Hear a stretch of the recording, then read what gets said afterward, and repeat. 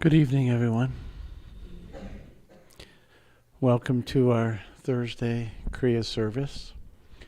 If you came tonight not knowing or thinking that this was going to be a typical Thursday, it's not. In the Christian tradition, this is Holy Thursday. And our tradition is to wash feet. So you're not required to have your feet washed. And I will explain that more as we get into it. So, welcome. This time of year, this past weekend, our Jewish brothers and sisters celebrated the Passover. And the Last Supper actually was a Jewish Passover meal. And then we have Good Friday and Easter Sunday. Yogananda said when you have these kinds of spiritual holidays in the air, that the portal between our dimension and the spiritual dimension is just more porous. It's more open. It's easier to make the connection. So this is a very special night, and I'm glad you're all here. I just hope you all washed your feet before you came. A little humor, it's okay, even on Holy Thursday. And I want to welcome everybody that's joining us online. So it's a little bit different tonight. Kind of similar, but kind of different, and we'll just flow with it. So we are going to do the Gayatri. Is it Yogananda's or Swami's Gayatri? It's a slower Gayatri. It's a slower Gayatri. So just... Sing slower. Yes. Sing slower, think slower.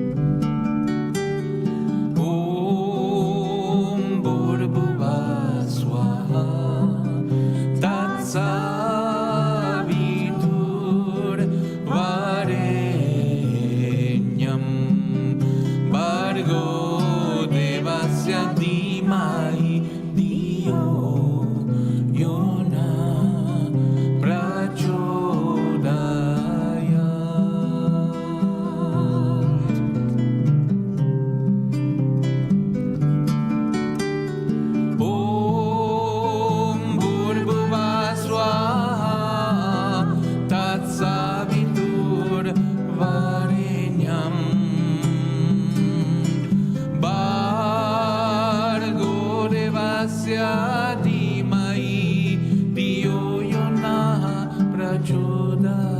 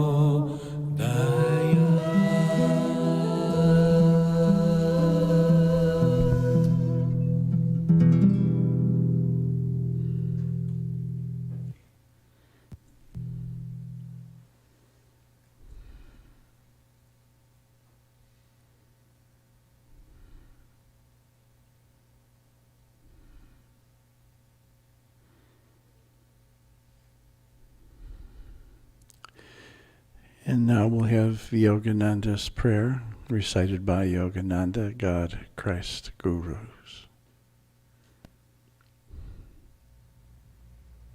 From the depths of slumber, when you ascend this spiral stairways of wakefulness, be sure to whisper, God, Christ, Gurus. God is the food, and when you break your fast of nightly separation from Him, taste Him and mentally say, God, Christ, Gurus.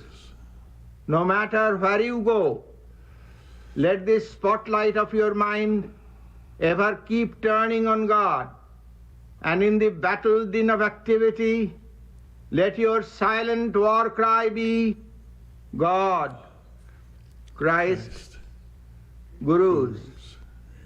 When boisterous storms of trial shriek, and when worries howl at you, drown their noises by loudly chanting, God, Christ, Gurus. When your mind weaves dreams with threads of memories, then on that magic cloth always emboss God, Christ, Gurus. Every night, in time of deepest sleep, when your peace dreams and calls, joy, joy, joy, and your joy comes singing evermore. Always inwardly chant, God, Christ, Gurus. In waking, eating, working, dreaming, sleeping, serving, meditating, chanting, divinely loving, let your soul constantly hum, unheard by any, God, Christ, Gurus.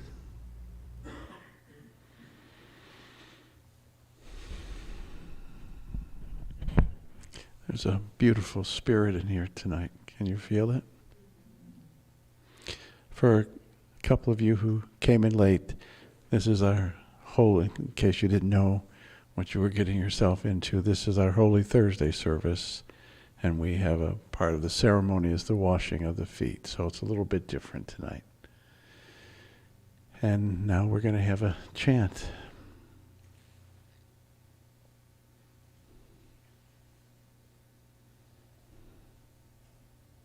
And please join in singing and chanting. This is Om Namah Christaya.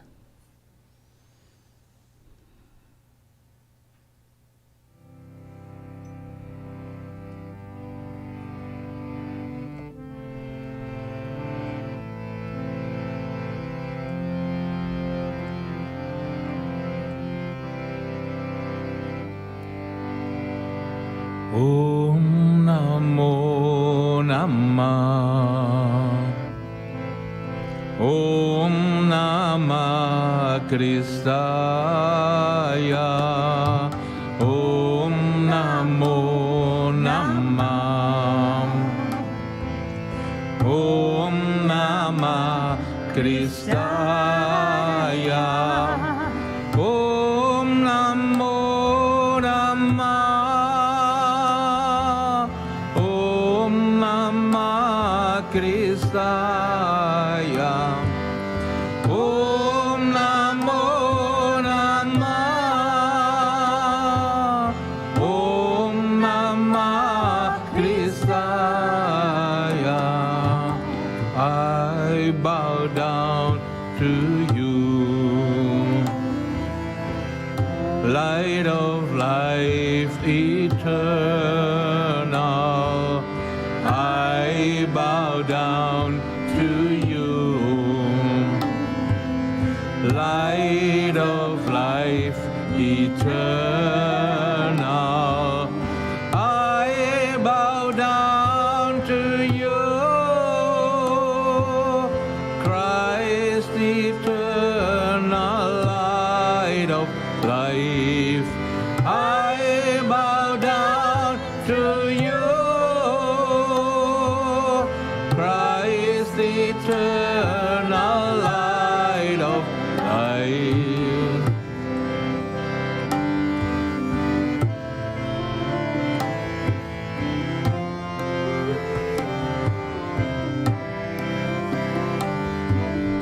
Om Namo Namah. Om Namah Christaya. Om Namo Namah. Om Namah Christaya. Om Namo Namah. Om Namah Christaya. Om Namo Namah. Om Namah Christaya. I bow down to you, light of life eternal. I bow down to you, light of life eternal. I bow down to you,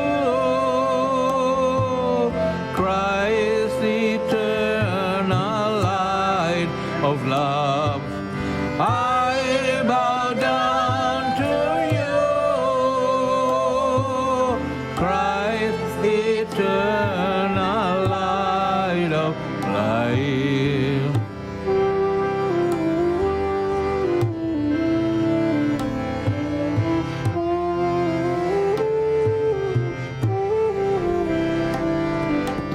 Om Namo Namah. Om Namah Kristaya. Om Namo Namah. Om Namah Kristaya. Om Namo Namah. Om Namah Kristaya. Om Namo Namah. Om Namah Kristaya. I bow down to you, light of life eternal.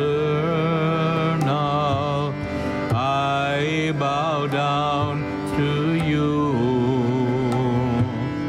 light of life eternal. I bow down to you, Christ, eternal light of life. I bow down to you, Christ, eternal light of life. I bow down to you, Christ, eternal light of life. I bow down to you,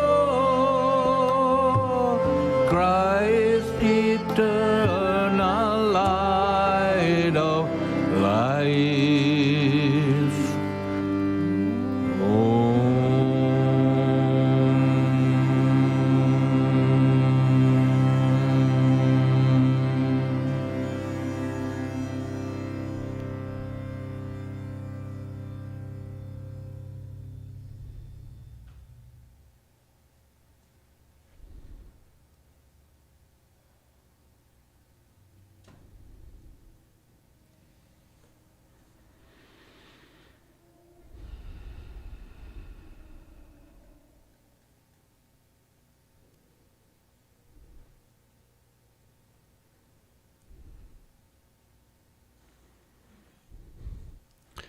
So we're going to go right into meditation. We're going to meditate for a slightly more brief period than what we typically do, because when we're in the process of washing the feet, it'll be quiet and you could continue the meditation at that point. So I'll repeat the mantra a few times. It's really a mantra for the heart. So bring your awareness to the heart. Heart center in the upper center of your chest. And just for the next moment, just gently breathe in. Pause and exhale.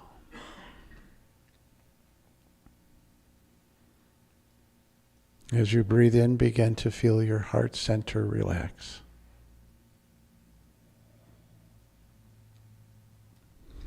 Letting go of all the stress and the strain.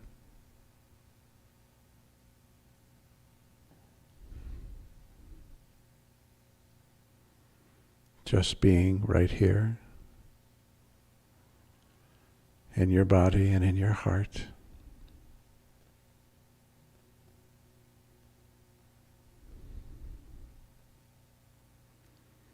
In this moment, right here, right now. In the eternal now. And I'll say the mantra a few times. You just breathe it into your heart. Om Namah Christaya.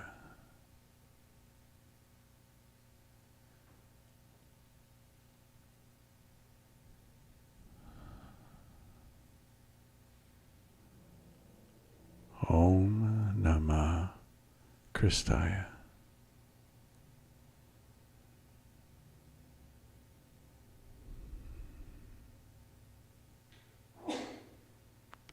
Om Namah Christaya.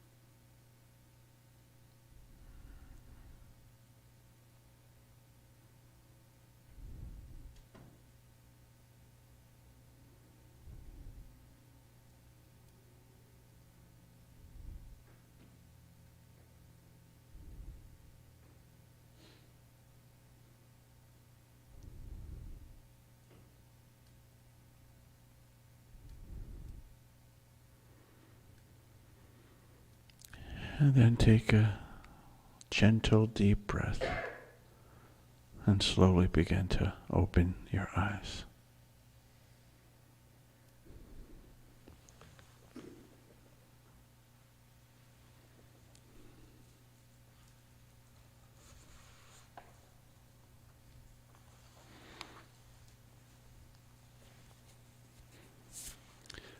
So good evening once again.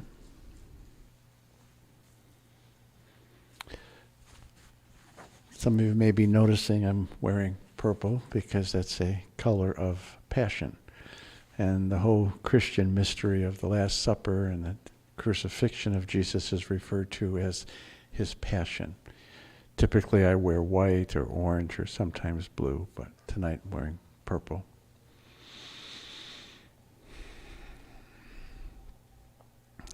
I have two readings, one from the autobiography of a yogi and the other one from the Gospel of John. But let me put a little spin on it for tonight.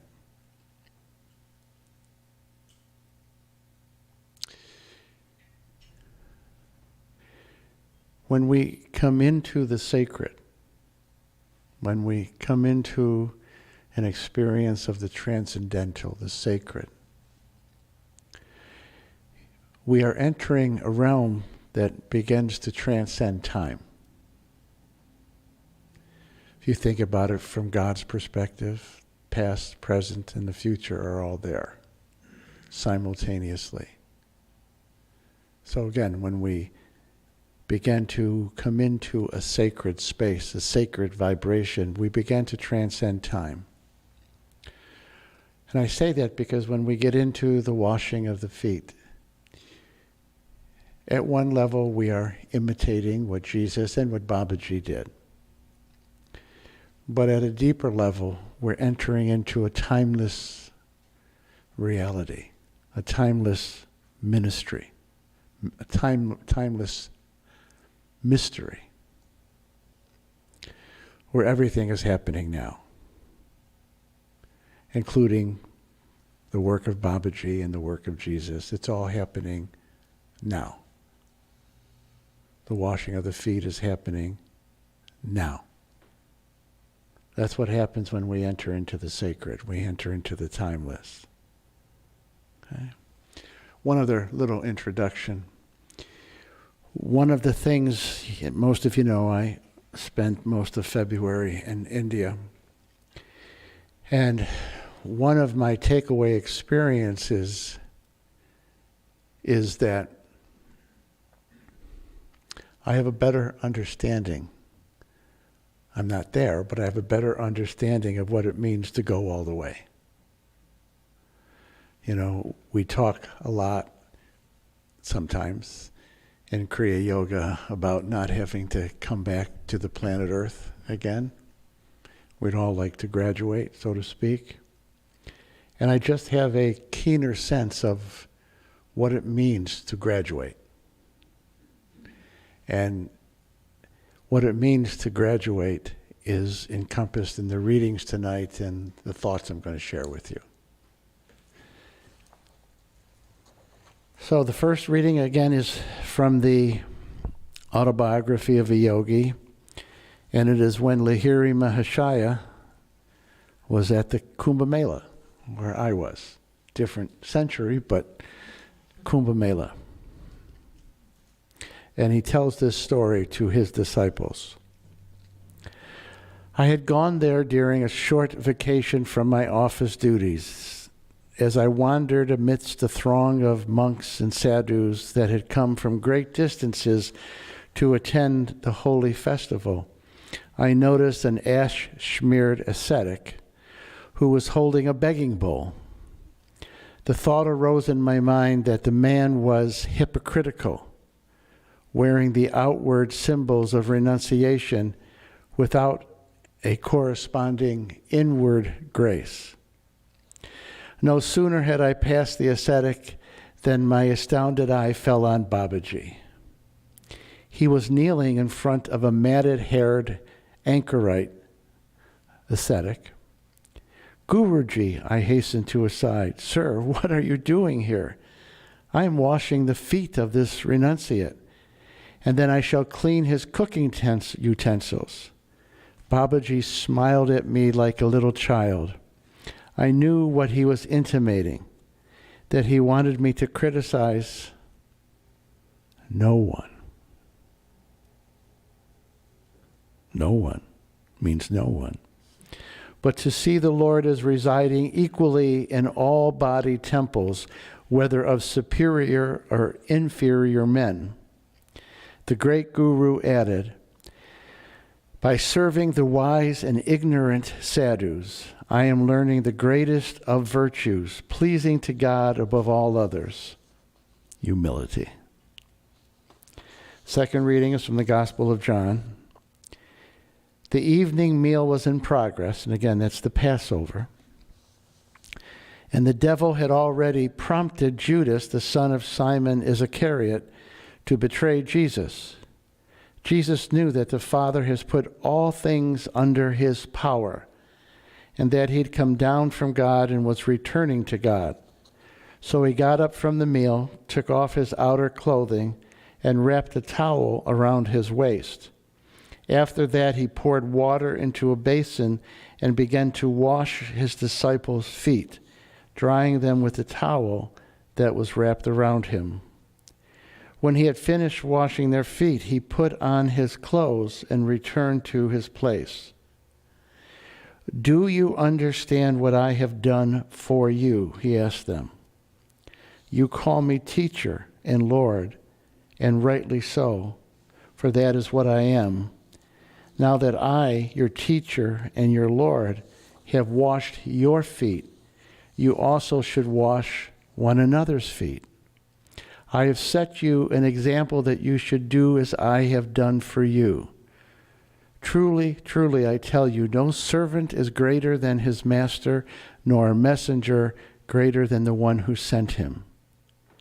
Now that you know these things, you will be blessed if you put them into practice."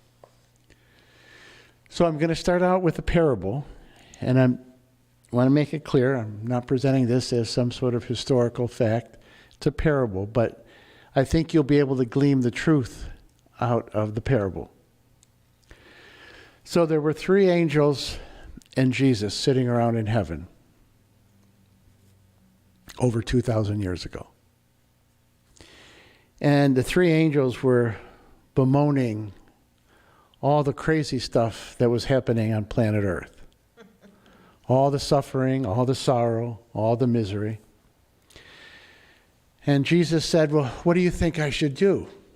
And the first angel says, "Smite them, destroy them, and start the whole thing over."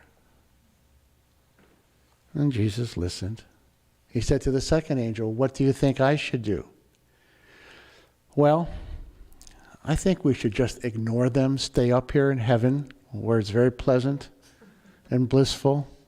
Temperature's always around 75 degrees. There's no humidity. It's really nice up here. And just let them destroy themselves. Who cares? We're in heaven." And then Jesus said to the third angel, "What should we do?" And that angel said, "I think you should go down there. Give them, first of all, a good tongue lashing. And then you establish a king or a queen who is going to be wise and will rule in a wise way and get rid of all misery, social injustice, etc., and just set things straight. Give them a wise king or queen to rule over them, and that should set them straight." So then Jesus responded to the first 3, all 3 of them. The first one, who wanted us to smite them, said, "Don't you understand? They are God's children. They're loved." I'll share with you an experience I had this past Sunday in church. Okay? I won't give you all the details. I'll keep it short. Vicki and I went to a Palm Sunday Mass. And I was getting up to go to communion, and there was a gentleman 2 or 3 pews in front of me, and I won't go into details, but the first place my mind went to was to judge him. But like in a millisecond, it was intercepted. It really felt like a descending grace. And the words just came to me, "Everyone is loved, including him." And it changed, in a good way, my mood for the whole day. Everybody is loved, including him. That's essentially what Jesus said to the first angel. They're all loved by God. So we're not going to smite them. To the second angel, he said, because they're loved by God and they're expressions of God, we can't just leave them to their own stupidity. When you love somebody, you don't do that. And to the third angel, he said, you kind of have a good idea, but in a generation or 2 or 3, another leader will come along. He or she will be corrupt.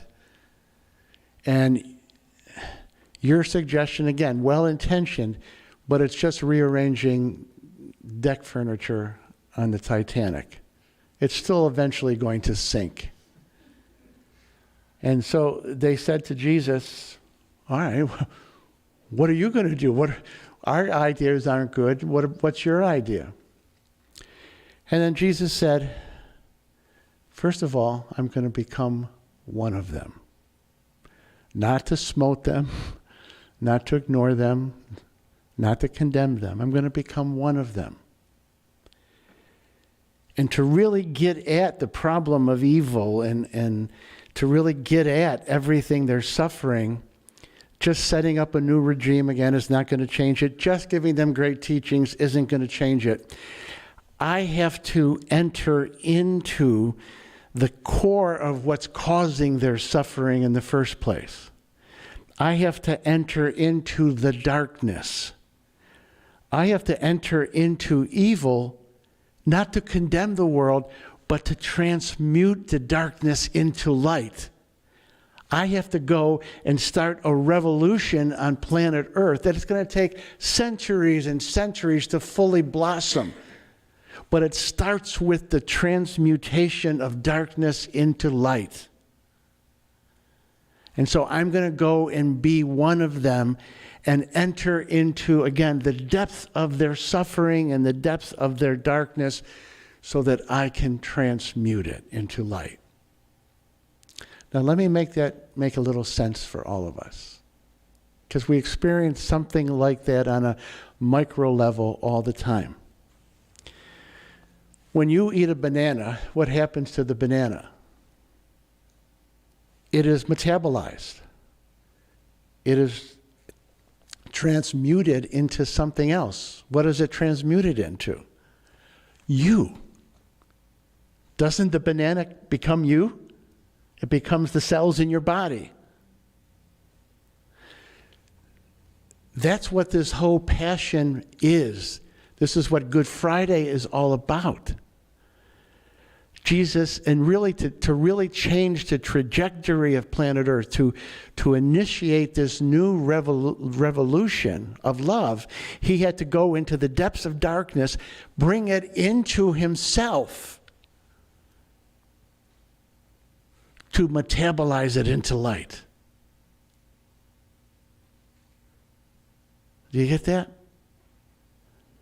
That's the only way that transformation happens. It can't be an edict from above. It has to be transmuted from the inside out. The darkness has to be metabolized into light. All right. So, and I'm going to tie this in a moment to the washing of the feet. This is a bit of a simplification, but it's true.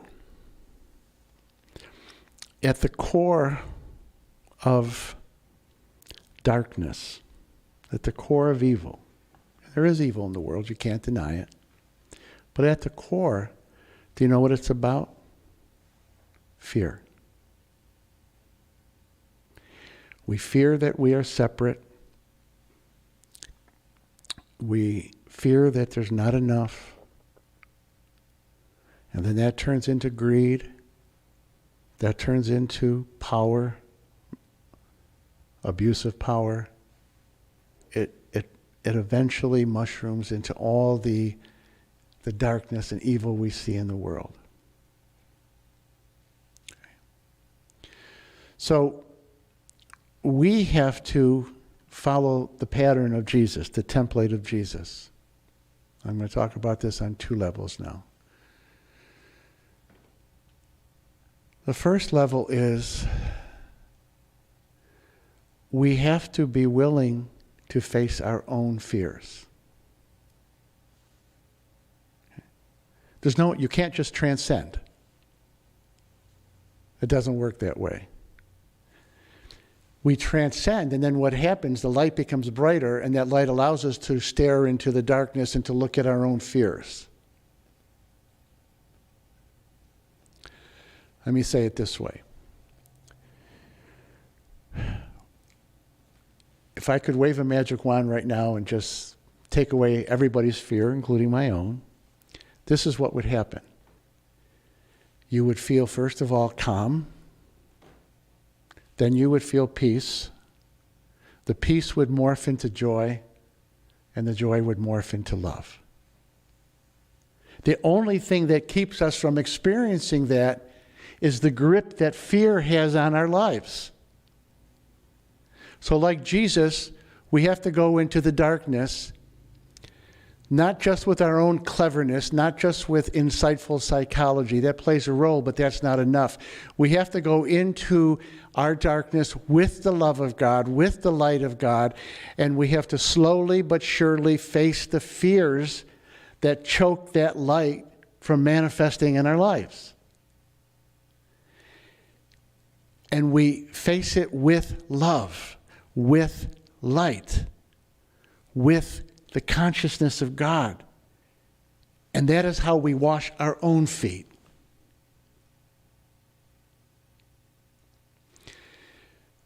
And then, like Babaji, like Jesus, as we wash our own fears away in God's love, with God's love,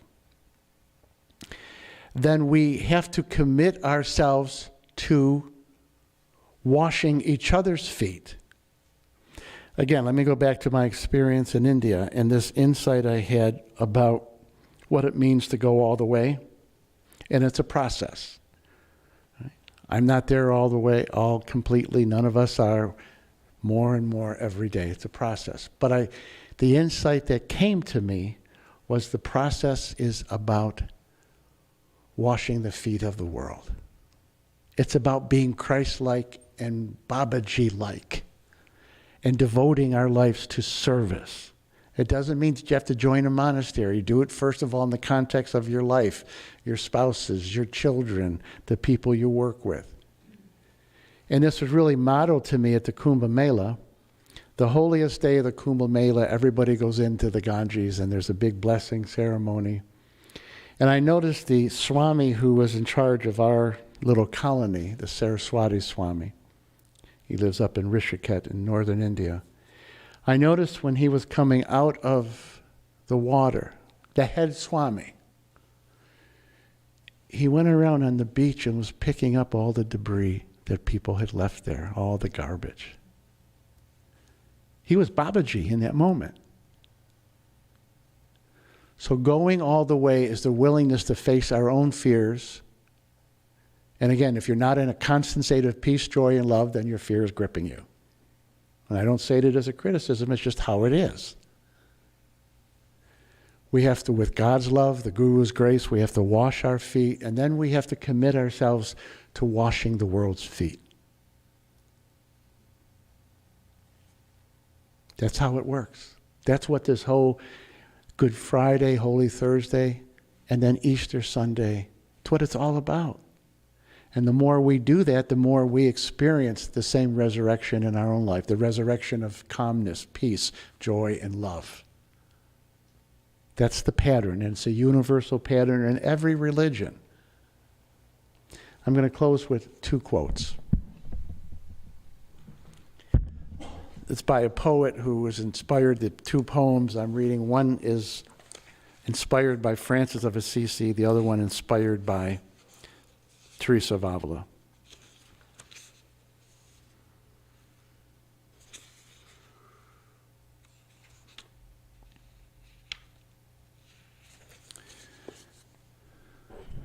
I think God might be a little prejudiced. For once he asked me to join him on a walk through this world. As we gazed into every heart on this earth, I noticed he lingered a bit longer before any face that was weeping, and before any eyes that were laughing. And sometimes when we passed a soul in worship, God too would kneel down. And this is the line, I have come to learn that God adores his creation. The reason why all the great avatars entered into time and space, the reason why Jesus entered into time and space, because they adore you and me, because God adores us. Period. There's a line from the first letter of John. John was a direct disciple of Jesus, and he referred to himself as Jesus' beloved. So we're going to just assume that maybe he knew Jesus' heart better than the others. And he says in his letter in the New Testament, God is love, and perfect love casts out all fear, including the fear of punishment. God is not punitive. God adores us. And he weeps when we weep. She cries when we cry. The other poem was inspired by Teresa of Avila.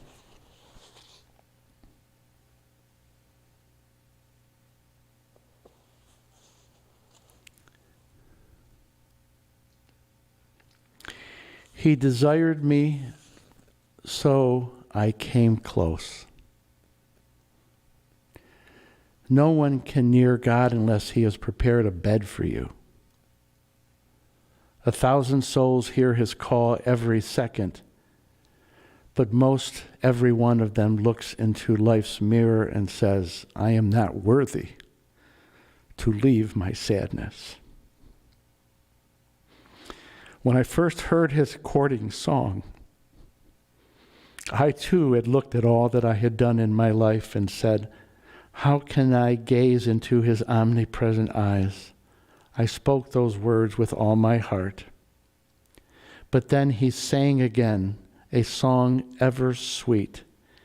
And when I tried to shame myself once more from his presence, God showed me his compassion and spoke a divine truth.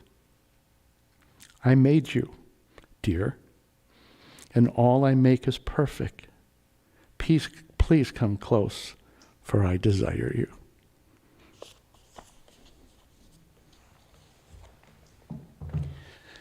That's what all of this is about. So in a few moments, I'm going to say goodbye to the people online because we don't view the foot washing or have it viewed on Facebook. So thank you for joining us, and have a blessed Easter. If you're living in Rochester, we do have a Good Friday service. Begins at noon tomorrow, right? Yeah, noon to 2 it's silent meditation. Then we have a Good Friday service from 2 to 3. So thank you. God bless you. And thank you for joining us, and have a good Easter. My thought is, if you want to come up, you don't have to come up. But if you want to come up, Vicki will be at one station.